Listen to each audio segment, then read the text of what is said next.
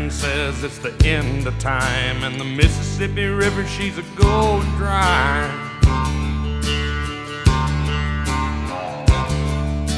The interest is up and the stock market's down, and you're only getting mugged if you go downtown. I live back in the woods, you see, my woman and the kids and the dogs and me. I got a shotgun, a rifle, and a four-wheel drive, and a country boy can survive. Hey guys, what's going on? It's been a while since I've done a car vlog, so I thought, hey, you know what, I'm driving and the weather conditions are terrible and dangerous, so why not distract myself further by recording a video? And, you know, I like that song, Country Boy Can't Survive. It's almost kind of prophetic in a way, you know? Preacher man says it's the end of time. Mississippi River, she's going dry. Interest rates are up and the stock market's down. You only get mugged if you go downtown. Prophetic in a lot of ways, you know? We can listen to, even though that song was written years ago, you can listen to it today and go, yeah, the preacher man is saying it's the end of time. As we draw closer to those things. You know, so much truth can come through music. So much lies and propaganda and evil can come through music too, as we see in the music industry, which is more or less owned by Satan. So anyway, today, what I wanted to talk about, you know, I was at church this morning, and this was our week to be upstairs with the little kids and just kind of help them do a lesson with them, and, you know, kind of like Sunday school for children.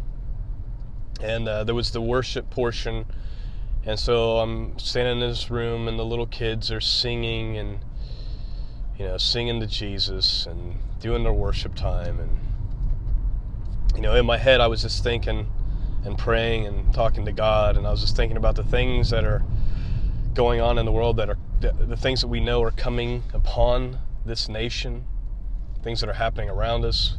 You know, we see what's going on in Europe, basically the rape of Europe. German women, countless German women are being raped and by so-called refugees that are coming in. Just awful, awful things that are going on around the world, and the things that we know is coming upon this nation. And I'm looking at these little kids as they're singing songs to Jesus, and I'm just talking to God, and I'm just kind of like, you know, what are you going to do? You know, what are you going to do with these little ones? You know, and that's in one of my prayers. It's been my prayer for quite some time now, is how much longer, you know, like how long is the God of the universe, the creator of all things, going to stand back while the wicked surround the righteous, while little children are being sold into sex slavery and raped over and over, and little boys are being sawed in half and tortured, and parents are watching their kids dashed to pieces, then locked in boxes and set on fire. And, you know, this, just the awfulness that's going on in the world, you know, the things that the church by and large refuses to acknowledge. Of course, they'll acknowledge it when it's their own children. And I'm just like, God, when? How, you know, and that's why we did that study in the book of Habakkuk, because Habakkuk's crying out, you know, how long, Lord? How much longer are you going to make me look at violence? How much longer are you going to allow the wicked to surround the righteous? You know? How much longer are you going to let justice be perverted in that it never goes forth? Not real justice, no. You know, the criminals are getting off while the people who are righteous, the people who walk upright are being treated wrongly, or being persecuted, getting the short end of the stick. You know, evil's being celebrated while everything good and wholesome and godly is being condemned. Good is being called evil, and evil is being called good. You know, you see the whole debate on everything. The gun debate, you know, they want you to be disarmed so you can be like the Germans are over there, getting raped with no self-defense. That's how it is in Europe. They brag about their gun crime being down, while in the meantime their violent crime is through the roof. And in the meantime, their government just does whatever it wants. Not that ours is much different, but at least there's some resistance. and you still have the ability in most states to protect yourself, to defend your family and the people you love and your churches and your workplace and all of that. And so I'm not really sure where I'm going with all that. I'm just, so I'm looking at these little kids and I'm just like, God, when? And what are you going to do? And, look at everything that's happening. And how are you going to protect these little kids? And they're just little innocent children, And, it's hard, and sometimes I struggle with that. I wish I could come up here on this, on the YouTube channel and on the podcast and just say, and just be completely confident in everything and never be wavering, but that would be a lie. I have my moments of, trouble with faith and wondering what's going on and why is this happening and why is that happening and why all these people prophesied, the rapture, and then it never came to pass in those time frames. And it's like what are you? I'm literally driving on a sheet of ice right now, so hopefully we'll be all right. But I'm just wondering, when, what's going on?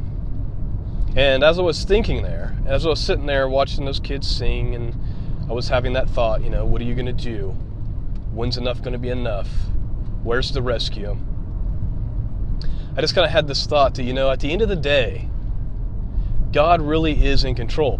We look at the world and we see all the violence coming upon the world. We see the plan of the elite or the Illuminati or the government elite or however you want to identify them.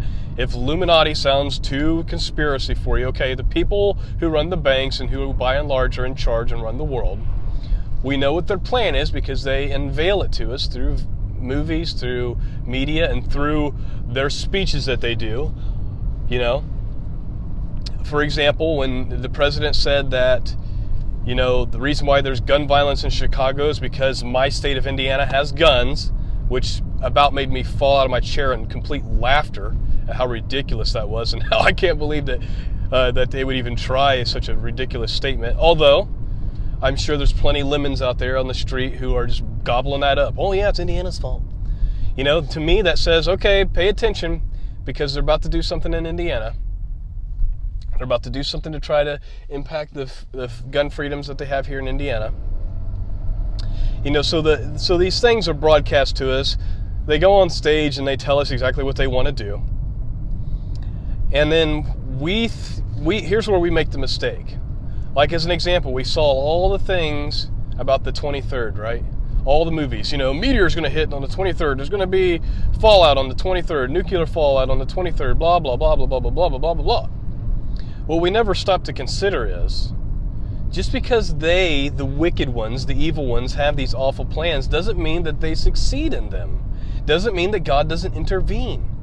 Now, we can make the argument, we can go through all the things that happened in September, and folks, some really serious things happened in September that are impacting us now and that will continue to impact us as we move into these last days. But the events that were kind of broadcast through media and television over the last few years about September 23rd, 2015, by and large didn't happen. Is it possible that just because the elite say they're going to do something doesn't mean that they actually succeed in it, and that God does intervene and that God is in control? Just like in the book of Habakkuk, when he's complaining, God, why do you make me stare at violence? Why, justice never goes forth. The wicked surround the righteous. God said, hey, hold on a minute. I'm about to do something in your days that you wouldn't believe even if I told you. It's going to be crazy. You wouldn't even believe it. It's too hard for you, your little human mind, to comprehend what I'm about to do. And then God raised up some heathens, and he brought judgment into the land, and he dealt with the wickedness. And then he dealt with those later on that he used to do the judgment, because they themselves were also wicked. So God is always in control. We're working through the book of Daniel right now on my podcast. So make sure you're tuning into that. Some very important things. We're going to be covering some pretty crazy things tomorrow in the second episode, chapter 2. There's something in chapter 2 that I'm guessing 90% of you have never heard about before, or you've never saw, or you've missed it every time you've read it. Some of you may know, but I'm telling you, there's some interesting things, so stick around for that. But the whole book of Daniel is about God being in control. Yes, they go into captivity, but then he's constantly in control and constantly raising up his people to do the things he wants, like Daniel. Daniel goes in as a captive and ends up being like the king's right-hand man all the way up until, the end. Many times the evil ones try to, deal with Daniel, throwing him in the lion's den. God intervenes. Meshach, Shadrach, and Abednego thrown in the furnace. God intervenes. God is in control. And, we think about end-time prophecy and the end-time days, and all we think about is the plagues and the judgments and all the awful things that are happening, but we forget that God's going to be working. God's going to be doing works and miracles in our day that generations have longed to see. For 2,000 years, people have said, where is his coming? Where is all this? We're the generation that's going to see God's miracles here on earth that people have longed to see forever. There's some things that aren't even written in prophecy that are going to happen. You say, where's an example of that? In the book of Revelation, there's an example of something happening, and John is told to not write it down. The book of Revelation says that at one point the mysteries of God will be unveiled. There's going to be some things that are going to come to light, folks, that are going to make a lot of sense. God is going to be performing miracles and intervening. There's a great exodus known as the rapture. There's so much that's going to be going on that is good. God's going to deal with this world, its wickedness, just like in the days of Noah, and he's going to deal with Israel to get their hearts prepared to accept their Messiah, who is Yeshua HaMashiach, the Lord Jesus Christ.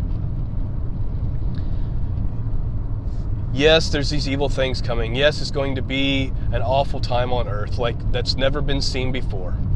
Jesus says that himself. Yes, we may see some of it.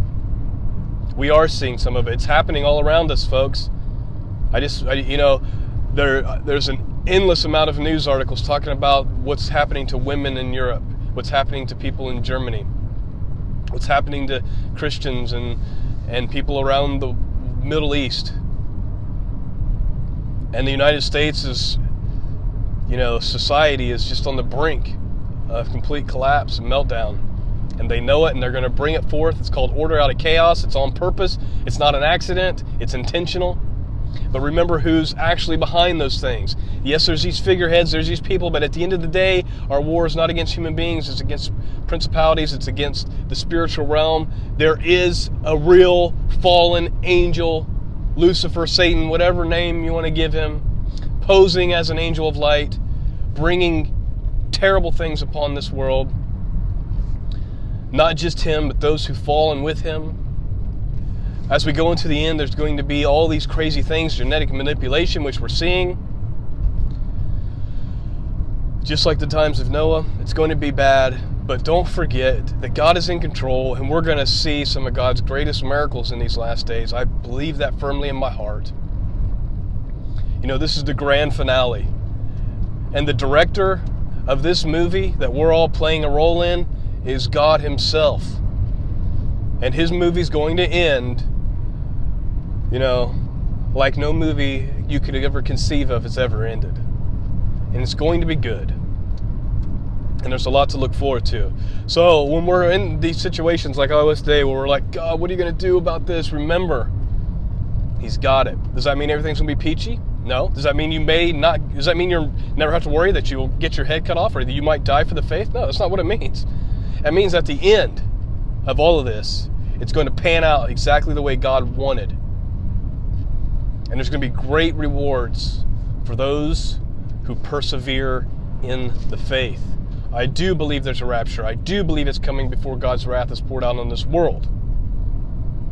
I also think, and I've said this before, that it's entirely possible that we're already seeing the seals. I do believe that. Has peace been taken from the earth? Yeah. There's all kinds of examples that we could give. I'm not going to get into it on this video.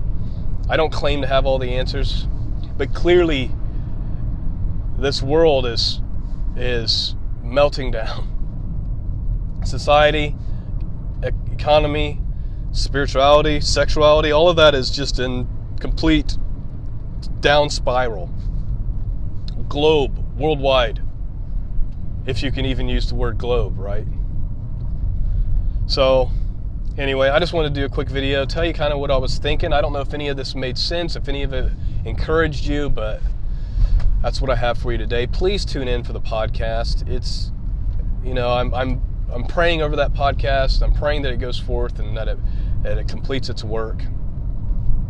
Pray for me as well. I'm struggling with a lot of things that I need God's mercy in. I'm not perfect, folks. I'm the least of the saints, and I mean that. I really, really, truly believe that. If I'm in heaven, sweeping the streets, being a doorman, being a janitor, I will be so happy with that because I am so unworthy. So please pray for me, pray for my family, because we're just struggling with some things, and we got some challenges ahead of us this year in 2016.